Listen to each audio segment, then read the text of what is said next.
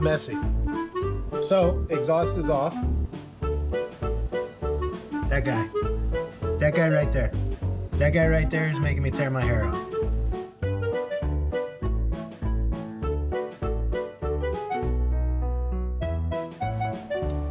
All right, front forks are back together.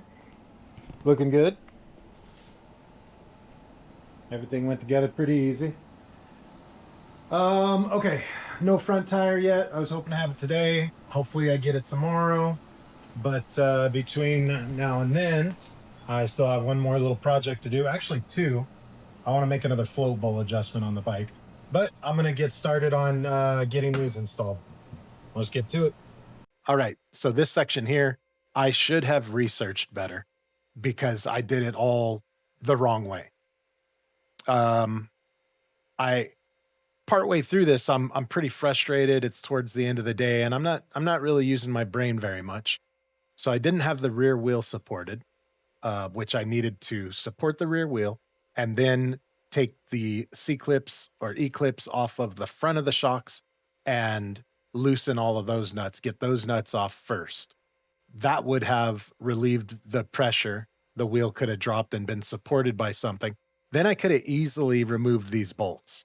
I probably could have had more access to them too by changing what position the wheel was in. But by being a complete idiot, I did it if you could do it the worst way, that's the way I did it, by trying to take these bolts out while they were under pressure. Oh, and I did it. It took me an hour and a half to get the first one out because there's really not a lot of room here to work. But that ended up with me when I get the second one out, which I didn't video. When I get the second one out, I have my finger and thumb in between the swing arm and the frame. So when that wheel drops, it's basically trying to cut off my finger and thumb. And there was nobody in the garage with me. Nobody could hear me. So sitting on my butt, I had to scoot over without knocking the bike over and use my toes to lift the rear wheel just enough to get my fingers out. And then the blood started. So at any rate, my point to all of this is when you hit that point when you're frustrated, you're not using your brain, it's always better just to step away. Otherwise, you just do like I did and do things the hardest possible and most dangerous possible way. So again, you go to do your rear shocks, it's actually not that hard. I made it way harder than it should have been. Support the rear wheel, get the bike up, take off the E-clips on the front, loosen those nuts, get those nuts out of the way, then the swing arm is free. And then you can just easily take these bolts out. So yeah. But I'm going to go ahead and leave the rest of the video of me doing this the wrong way in there just for shits and giggles. Like, point and laugh, please point and laugh. All right, so this is pretty rough. Well, 2 nuts, 4 bolts need to come out. I'm pretty sure the bolt on the other side, easy peasy. This side, on the other hand, you can see where I have my wrench there. Right there. Here's where I'm going to attempt now to break it loose. That's the little bit of throw range that I have. The position of it, I've tried wobbly sockets in a short socket. I couldn't get that. Maybe I can get that if I pull the exhaust off, but that all seems kind of ridiculous. So I'm going to try this.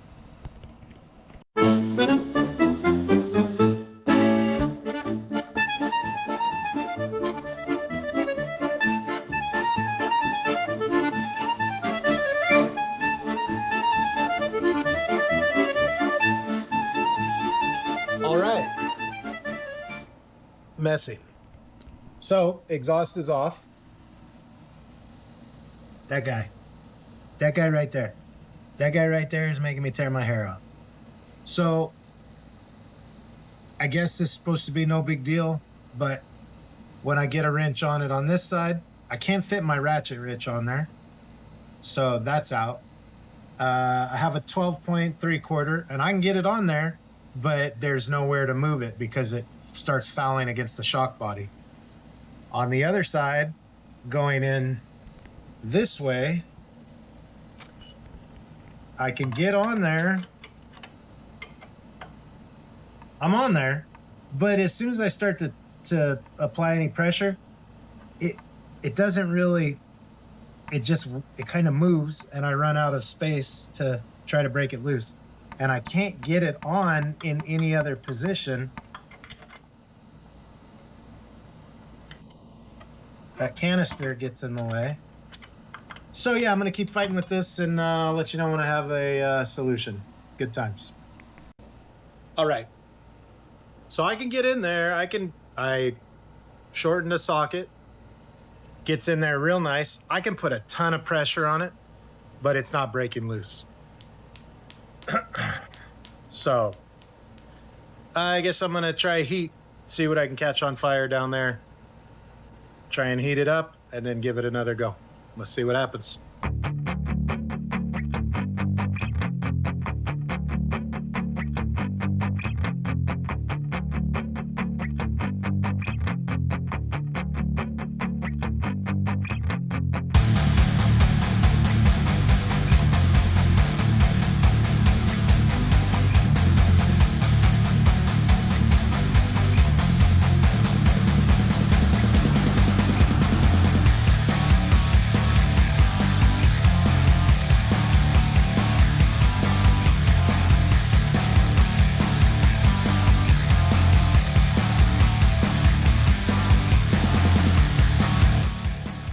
All right, well, I got it broke loose at least.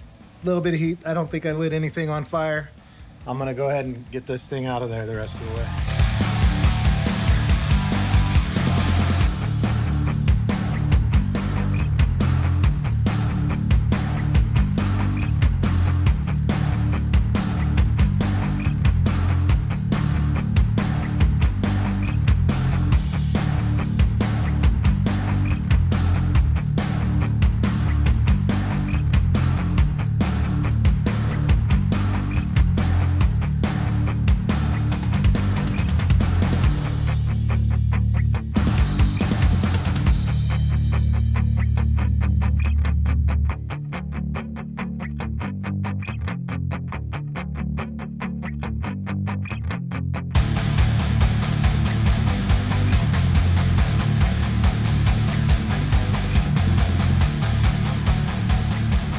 All right, so this is just my luck. I got it broke loose. I get it about 2, maybe 3 turns out, relatively mellow, and then it binds up. And yeah, I don't know. I think I can kind of get to it with WD-40, some penetrating oil. I'll let it soak for a while and work it back and forth in the spot that it is all right, and then see what I can do. I know it shouldn't be hard to get this bolt out, but that's how I do things.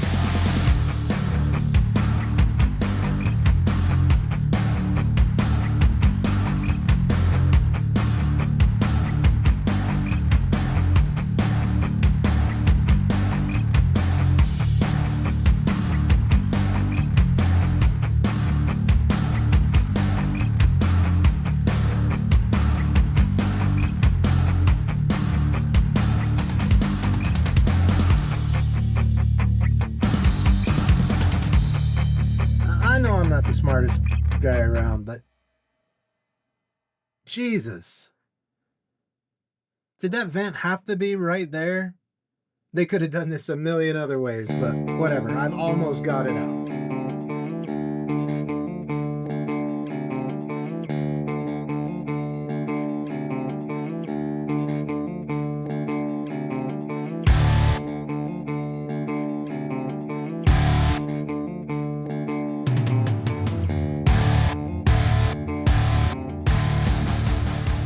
Hey, how's it going? All right, so I took a couple of days off, had a bunch of work stuff, had to work on the wife's car, and I hurt myself. So I did something real stupid. Um, I had hit that point where I was super frustrated. Getting that first bolt out, the threads were galled on it. The threads where it threads into are galled, and I had very little room to work. So it was just a nonstop battle trying not to strip the head of that bolt and still get the bolt out. So my frustration level was way up here. And I should have stopped working then, um, because I knew how irritated I was, not thinking correctly, all of that. But I decided, what the hell, let me get to that other bolt. It's going to be way easier. There's a little bit more access to it. Um, so I did. I started working on that. And in my frustration, I forgot to support the rear wheel. So as I got to that bolt coming out, I had my fingers in between the swing arm and the frame, holding the wrench on that I was using to get the bolt out. Bolt comes loose, wheel drops, pow. I feel like I'm about to get my finger and my thumb cut off. There was so much pressure on it. So I'm sitting here in the garage. Nobody can hear me. So I'm sitting on the floor right here. My butt's about right over here. And I have to figure out how to get this wheel up so I can get my fingers out. So I got my feet under there and lifted the wheel up, and that was it. I was done. So yeah, just, you know, be safe, man. Like, that was a really, really dumb mistake on my part. And when you're doing stuff in the garage, trying to make things work, you can set up a bad scenario. And that's what I did. So at any rate, my fingers are all right. They bled a lot. It was pretty crazy, but that's done. I got my front wheel back. I'm going to get started now. I'm going to get the front wheel on there. I'm going to change this jack setup a little bit. And then we're going to get those shocks put in and get this thing back on the road. All right, let's get to it.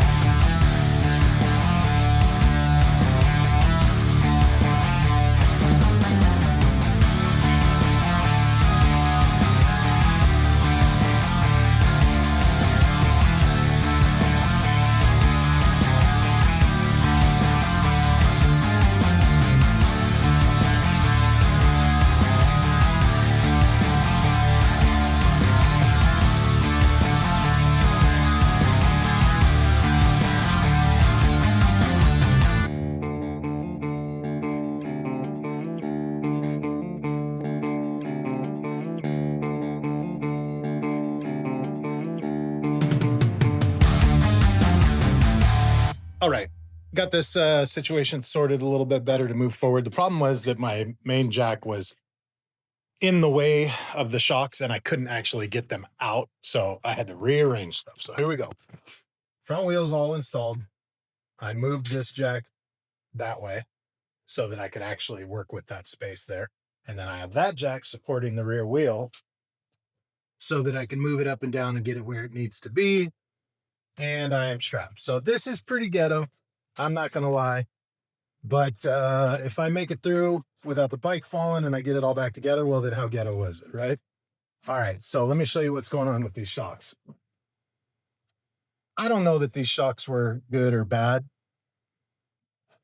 but they seem to be the ones that, maybe they're not the ones that came with the bike. I'm not sure. But as you can see, here we have these nice new bushings, and here we have nothing. So here's two of the better ones. The ones over here have like a bunch missing. I can't really. Yeah, you can see it there. That's all it had. So, oil leak, whatever, stuff has deteriorated the bushing. So they were gone. So here we go. These are the new boys. And I'm going to clean up under there and then get these things installed. So let's get to it.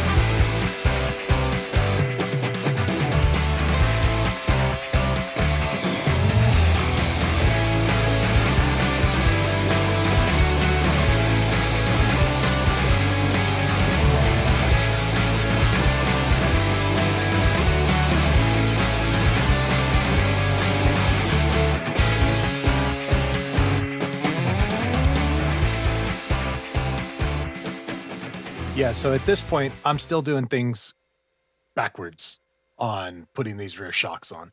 What I should have done was get the shocks in place and then put the bolts in that attach it to the swing arm. That would have been easy. And then I could have adjusted the height of the rear wheel with my jack so that I could get the front nuts on the shocks to be able to tighten it all together. But I didn't do that. I did it backwards. As you can see, there's no rear bolts in there. But I finally figured it out at some point and took the front nuts off, got my rear bolts in and snugged up, and then put the fronts on. So yeah, just a heads up. It took me all the way to the very end to do it the right way. So nice work, Brad.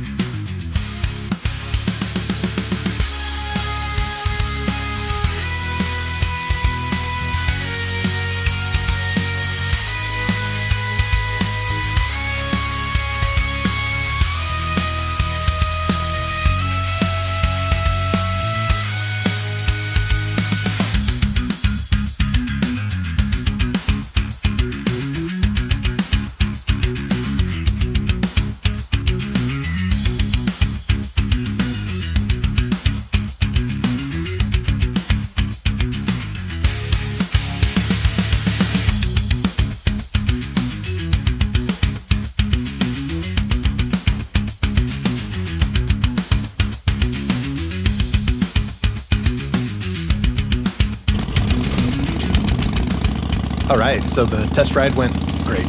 Awesome. It was definitely worth doing the work. So previously, the bike in the rear would run out of suspension. So it would really feel like it bottomed out and it was bouncy. The little bit of suspension that was there was very bouncy. The front end was also very bouncy. So I would get in like a long, like 60 mile an hour curve. And if there was any bounce in the road, it would cause the bike to sort of oscillate, bouncing up and down through that curve. That's all gone. You can definitely tell that there's dampening going on. I still don't have a ton of suspension in the rear, of course, because it's lowered. but I can feel it doing its job now. There's no more bounce. So that worked out really, really well. So yeah, I did it all the wrong way, and hopefully anybody that watches this, you know, you get to see how to do it the right way. So yeah, man, thanks for watching. I hope this helps somebody, or I hope you enjoyed watching my misery. Have a good one. We'll see you next time.